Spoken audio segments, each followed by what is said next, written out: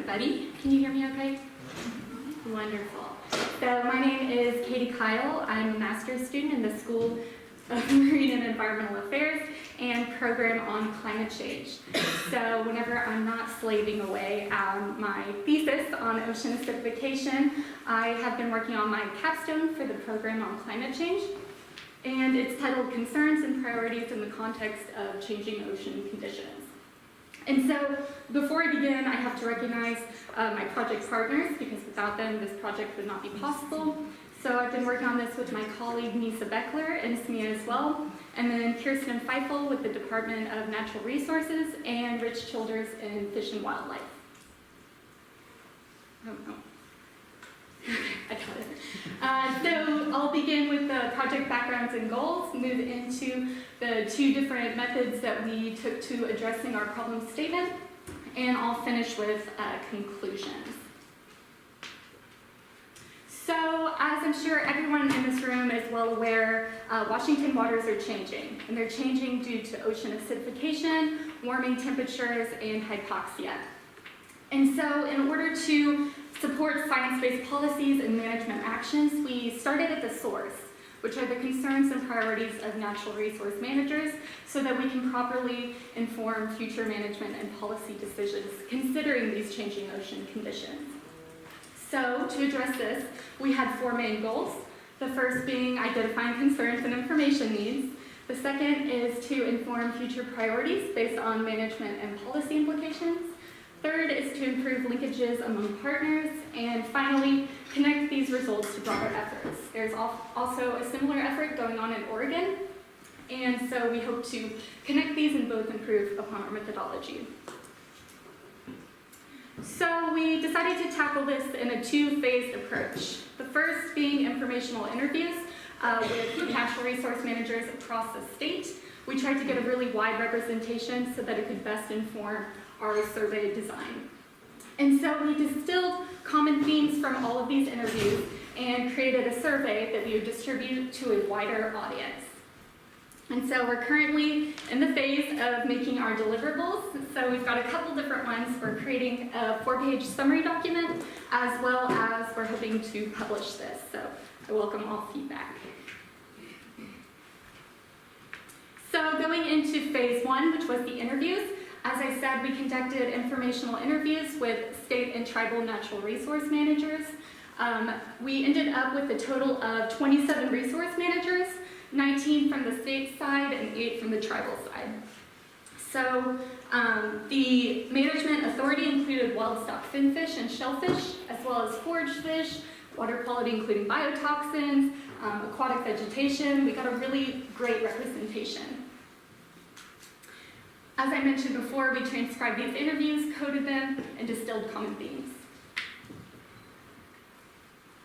So going into some of the main themes that we found from all these interviews.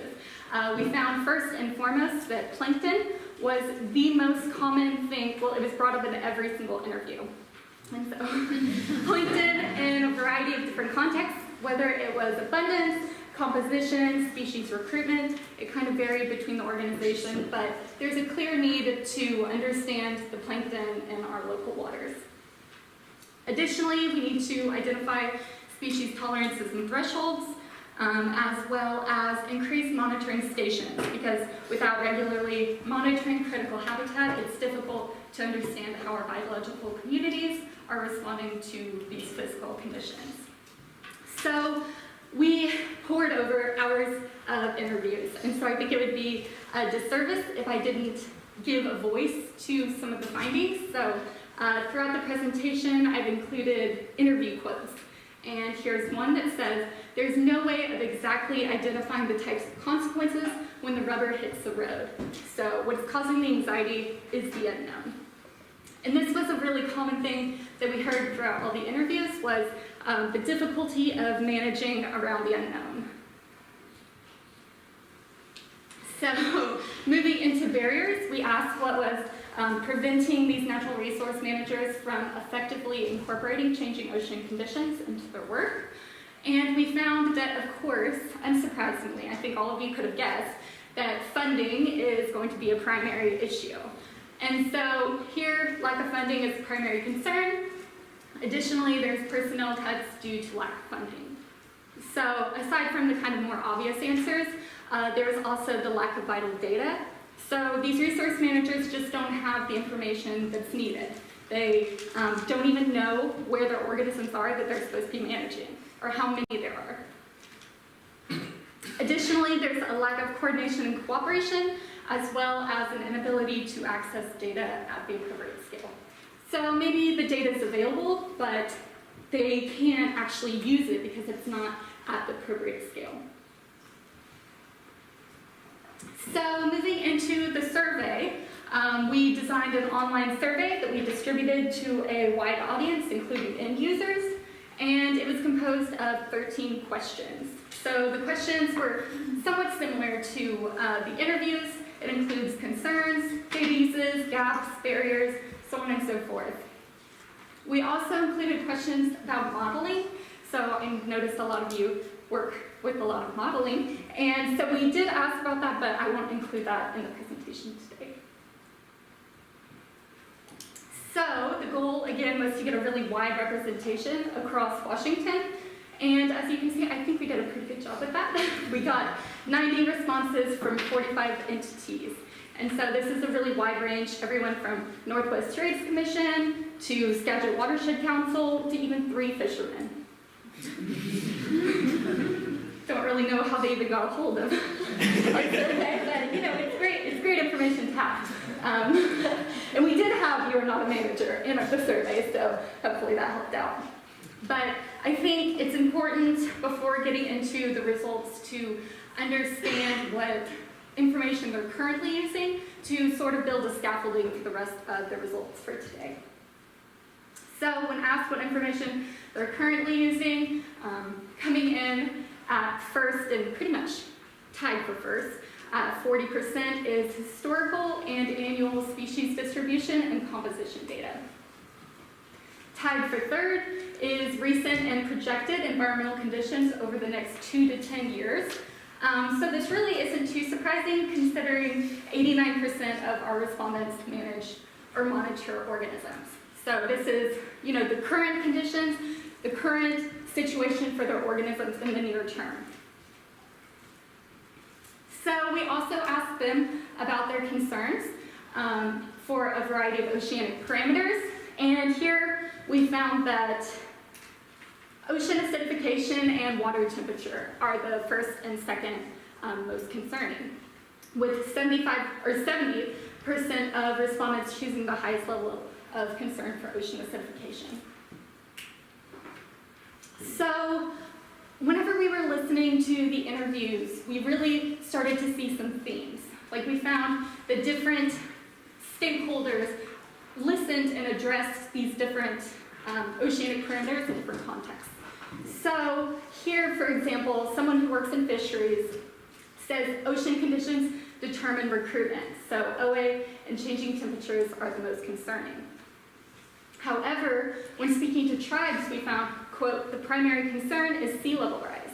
Beaches that are culturally and economically important to them are disappearing or have disappeared already. So there's different levels of concern, and we found a really strong signal in the interviews, so we tried to use the survey information to kind of tease apart the signal, but unfortunately we weren't able to find a trend.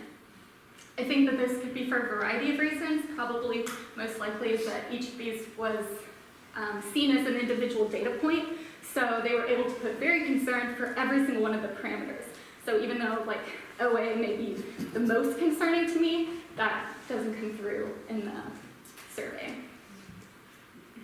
So this is the kind of big kahuna question of the survey. We asked what the top option, so what is the most beneficial thing to help you address the potential impacts of changing ocean conditions.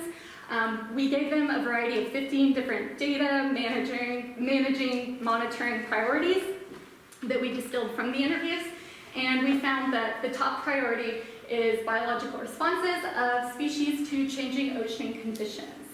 And so there's a clear need to prioritize laboratory and in situ studies that define survival thresholds. The second priority was the current abundance of shellfish and fish species. This is pretty straightforward. This is the information that they're using to actually monitor their organisms. So it makes sense that this would be a priority as well. And then the third priority is the impact of large-scale oceanographic factors at localized scales. So again, this mirrors the results from the interviews, that models are great and they're helpful, but they're not informative enough because they're not at the level that these natural resource managers need. They need it to be scaled down to local areas of concern. So we asked again about barriers, and unsurprisingly, time, money, and personnel come out as the top ones. Prevents me from doing my job, which was the highest level of a barrier, was political or institutional barriers. But interestingly, we're still working through kind of the preliminary data analysis with this, but we found that tribes actually perceive the most barriers of all the different groups. So to conclude, clearly we need to continue to define species thresholds, especially important for plankton and commercially important fish.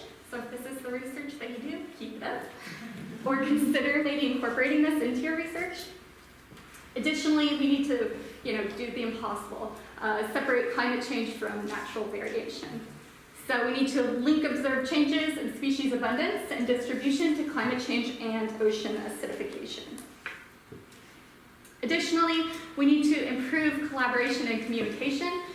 So we need to coordinate and share monitoring efforts and research within and among entities. And we actually asked them to provide suggestions of how we could foster this collaboration. And what we heard more than anything was to have an accessible database where everyone can compile their information. So although we focused on dealing with changing ocean conditions and what's already been handed to us, I think it's really important to reflect on how important mitigation is. So I think this interviewee summed it up really nicely. They say, how do you absorb growing population in a way that it does not harm ecosystems that are remaining? We need to protect remaining intact ecosystems. It's easier to protect than rebuild. And of course, thank you to everyone. The project wouldn't have been possible without all these people. And thank you.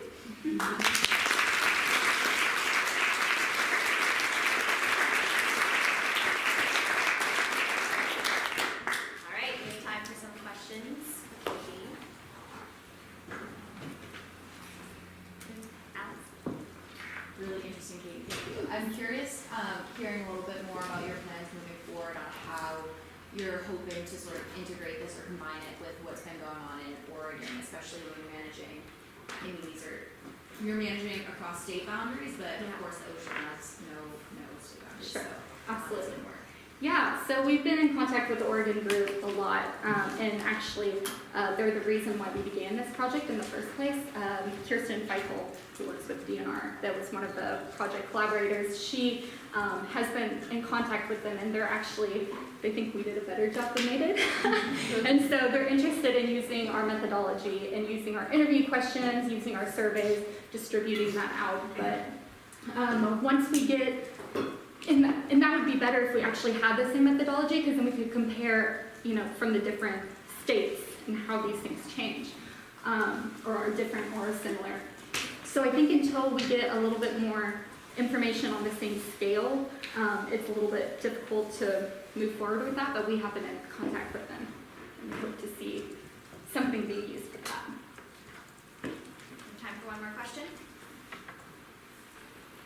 I might have totally missed this, but did you ask the user groups how often they communicate with each other and why?